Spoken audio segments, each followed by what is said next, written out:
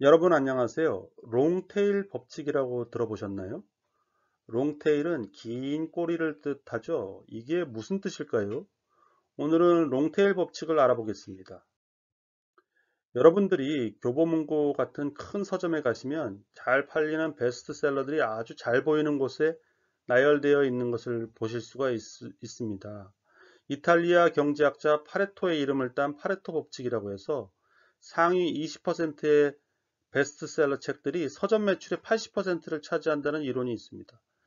보시다시피 흔한 남매, 엉덩이 탐정 등 저희 초등학교 다니는 아이들도 이러한 인기 책들을 사달라고 저에게 엄청나게 쪼르더라고요. 실제 매출 결과도 이러한 20% 소수의 인기 책들이 서점 매출의 80%를 차지하는 결과가 나왔습니다.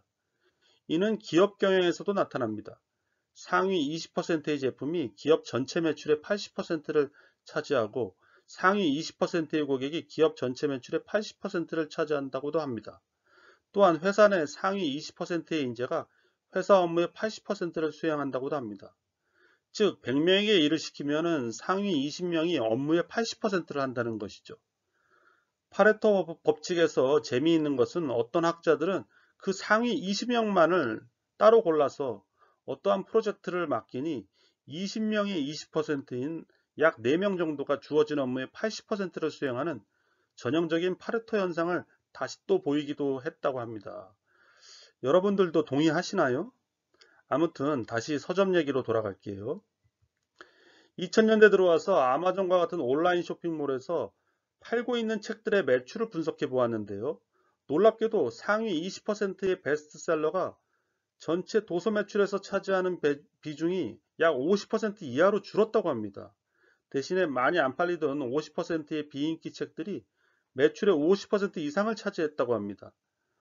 예를 들어 전혀 안 읽힐 것 같은 책들이 있죠. 민법, 형법, 미적분학, 삼각함수의 이해, 힌두교의 이해, 조로아스터교의 이해, 이스라엘 군대의 비밀, 잠수함의 구조, 네팔의 역사, 선형대수 등 전혀 잘 안 팔릴 것 같은 매니아 책들의 매출의 합이 총 도서 매출의 50% 이상을 차지했다는 것이죠.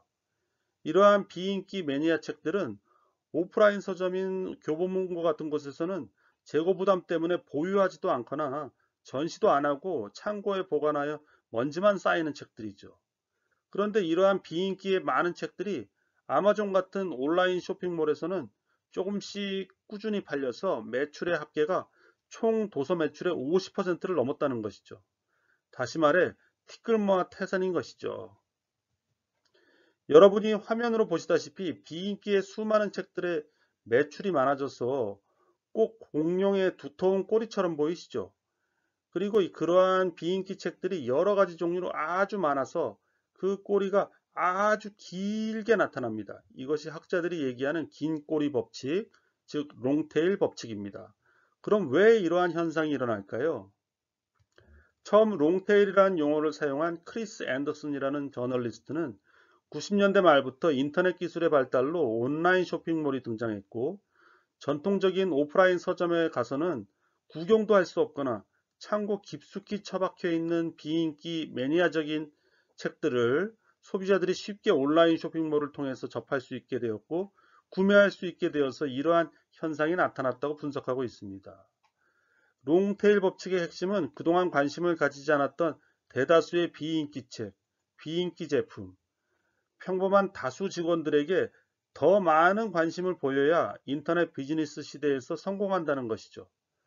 파레토 법칙, 롱테일 법칙을 믿지 않거나 비판하는 사람들도 있으니 여러분들께서는 이러한 이론이 있다 정도만 이해하시는 게 좋을 것 같습니다. 사회현상이라는 게 정답이 없기 때문이죠. 오늘은 롱테일 법칙에 대해서 알아보았습니다. 감사합니다.